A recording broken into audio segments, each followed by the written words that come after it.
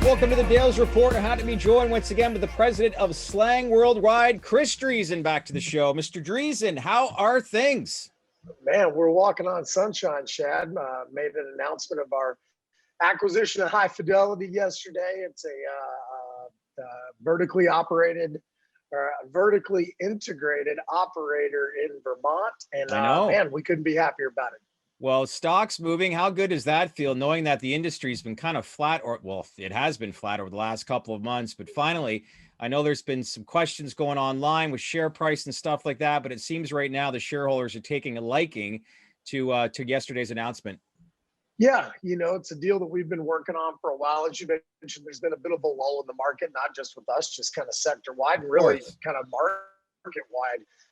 And so excited to be able to inject a little bit of excitement into that. But more important than, you know, what the impact on the short-term impact on the share price is, what this does for the company long-term is really, really accretive. When you look at all the different benefits that this business provides and what the opportunity that the Vermont market represents, man, we are really stoked. And I was a little surprised, you know, we were talking to analysts and everybody's like, man, Vermont, this just wasn't even on our radar.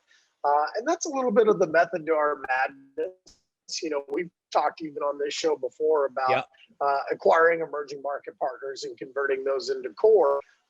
And look, it's not like we're going to acquire a True Leave or a Gauge or a Canopy, obviously. So we focus on those tier 2, tier 3 states. And it just so happens that Vermont, I mean, here's some of the skinny on what's going to happen there. So they go rec next year. The bill's already passed. That's what I mean. This is going rec next year.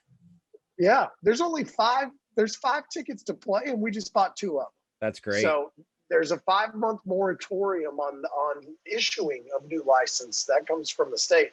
And you know as well as I do that the day you get your license, sure than the day you go into operation. That's a long, arduous road from the time you get the license.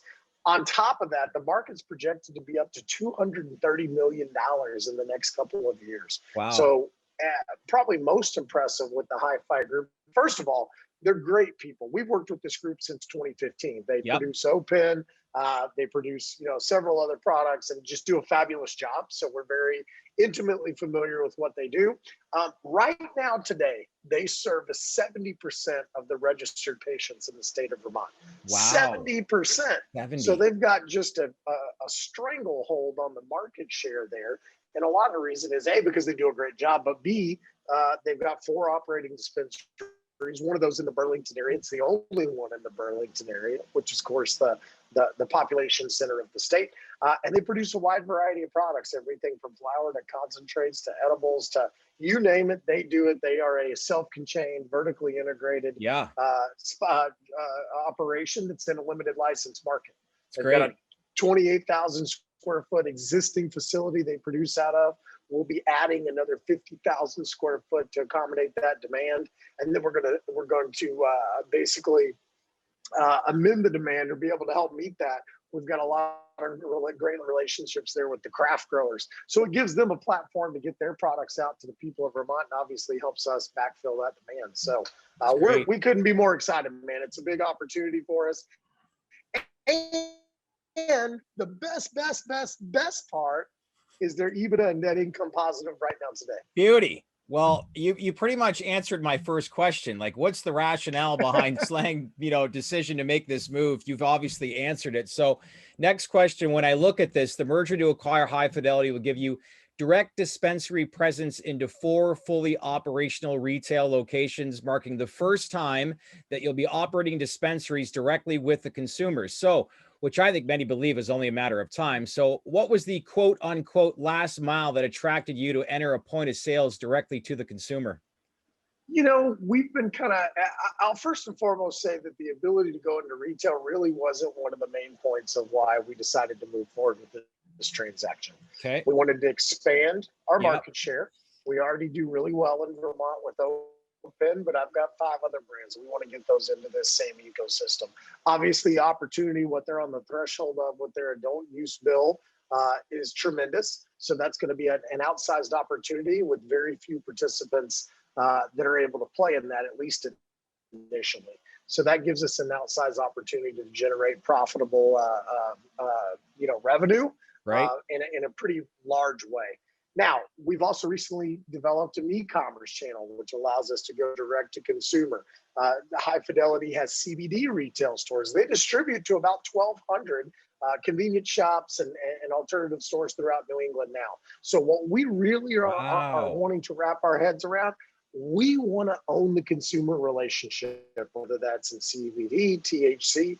We want a direct link with the people that are consuming our products. And retail in this case was a natural fit for that. So we've talked a lot about gross merchandise value and building up that, the pie. Yeah. And the percentage that we recognize of GMV, we want to continue to grow that as well. And it just so happens because Vermont's vertical, we'll get 100% of the GMV, which does, as you just said, mark the first time Yeah, of course. in SLANG's history that'll be the case in THC. So you mentioned expansion. You outlined a little bit about their model. It's currently awaiting approval of a social equity application for a retail medical cannabis license in New Jersey as well. So if successful, you could be operating not only in Vermont, but potentially you could be control additional dispensary operations in New Jersey. So quick question, where does that sit and what are the chances and how are the chances good as far as obtaining that license? Yeah, I mean, you hit the nail on the head. The goodies with this deal just keep coming. And again, all underpinned by just best in class operations, people. They just do a fabulous, fabulous job. So we're thrilled to welcome them to the SLANG gang. One of those goodies is that they have, as you just mentioned, a social equity application with a group down in Trenton, New Jersey. Okay. I think most of the world already expected New Jersey to hand out those licenses. I know there's a lot of litigation with the existing medical licenses there. I've been told, that there's likely going to be resolution around what's happening in medical before they issue that. Now, is that true? Is it not? When will it happen? Who's to say? So for us, the way we structured this deal, basically there's some earnouts in there that are based on some milestones, and that's one of the milestones. So I am more than happy to pay that milestone if we end up with a recreational retail license in Trenton, New Jersey. That'd be an absolute coup. Great. So fingers crossed, but who's to say? If that does happen, walk me through your non-competing model with other MSOs within the space. How does all that work? Well, a couple of different things. First of all, we sell to the other folks that are in Vermont now. Curaleaf, Ianthus, they are, Hi-Fi already wholesales to them. So, again, you've only got 5 licenses there. This group has 2. So there's a very close, tight-knit community there of how are they supporting the patient community in general.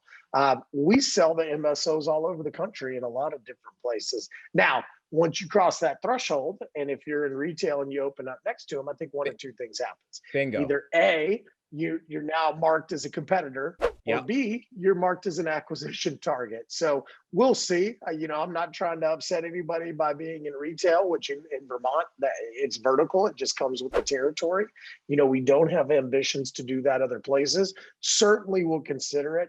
I'll tell you what my big idea is that I'll be proposing and looking at. I've told everybody that it'll be flower for this year. I'm pleased to report that we're making great progress on what that's going to look like. We actually just went through the branding and the creative for what brand we're going to launch for that. I'm super proud of it, but awesome. You'll see more about that late this year, early next. And then our big idea for next year is really understand, how does delivery work? Vermont, and again, the list of benefits just keeps growing. They have statewide delivery now with Hi-Fi. So really understanding the logistics, how does that work? How do you cover an area? And to me, that's kind of the best of both worlds. It allows me to recognize 100% of the GMV. It allows me to not be in your face as a competitor. And it allows us to do what we do best, and that's develop relationships with our millions upon millions of consumers. That's great. I have to ask, is this just the beginning of expansion? Meaning, do you see an opportunity to build a national product brand down the road? For example, like a Ben & Jerry's ice cream? It's interesting because Ben & Jerry's got acquired by Unilever. You're probably familiar with that, of course, out of Vermont. And we'll see. For flower, something we looked very, very closely at was doing that via hemp versus THC for exactly that reason. We're looking at how do you, with our e-commerce channel, with when you look at how many stores we're in with our CBD products, it dwarfs how many dispensaries are in, and we're in 4 figures of dispensaries. So for us, it's how are we tying that all together? We use one to leverage the other. So CBDs in a lot of ways. I'm here. I told you earlier before we got on record that I'm here in Texas, and we have great CBD gummy presence here with Lunchbox Alchemy. In fact, it can be found in some of the stores right here in my in-laws' little hamlet we're in west of Fort Worth, strangely enough. Looks cold there in Western Texas in July. Yeah, huh? It is not cold. You probably see the glisten here in the sunroom. But what we use the Lunchbox Alchemy for is we are developing brand loyalty with consumers in Texas right now.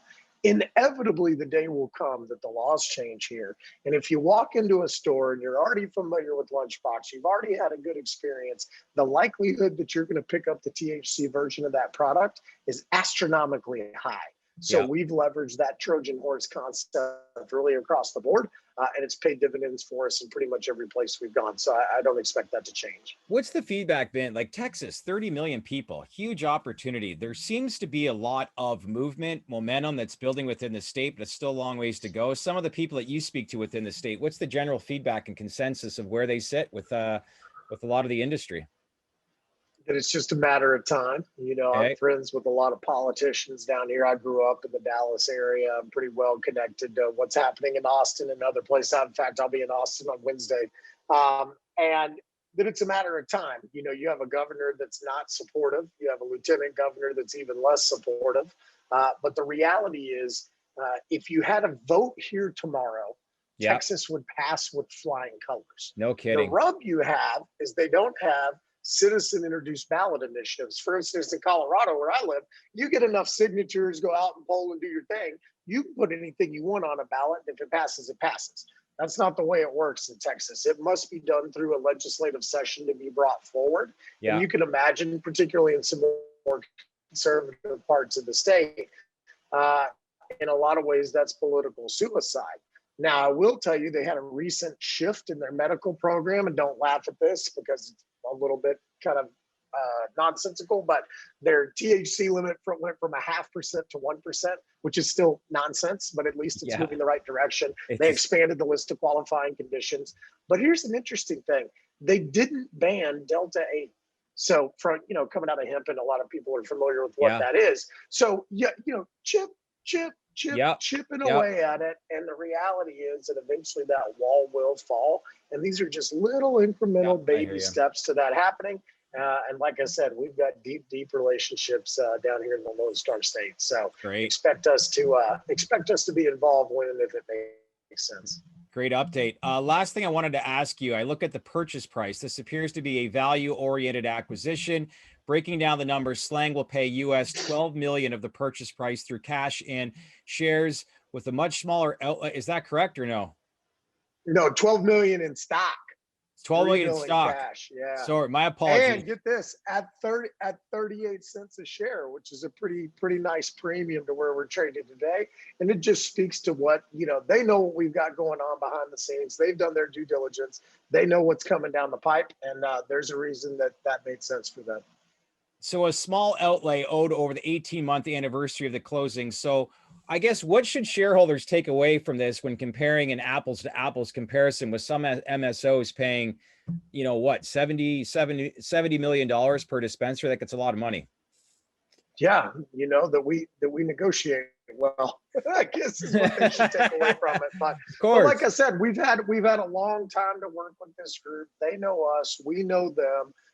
We've got the ability to provide some things that they can't provide for themselves, and they give us an access point to create a new core market in Vermont. So it really was mutually beneficial.